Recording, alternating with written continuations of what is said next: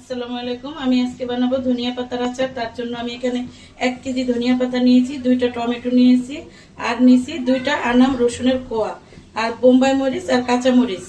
এগুলো সিদ্ধ করে নিব, তারপরে বেটে তারপরে আমি আচার করব। দর্শক আপনারা দেখতে থাকুন।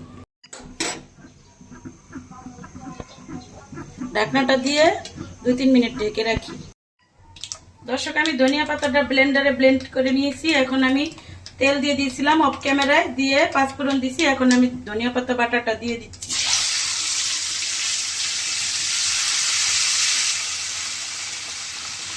এখানে 1 কেজি ধনিয়া পাতার জন্য আমি হাফ লিটারের মতো সরিষার তেল দিছি।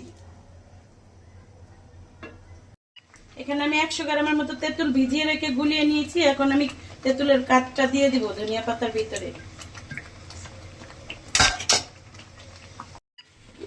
দিচ্ছি কিছুটা চিনি,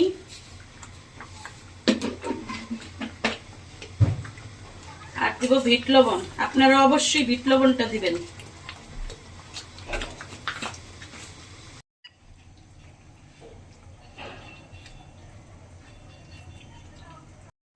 আচারটা আমার হয়ে গেছে, এখন আমি নামিয়ে নিব।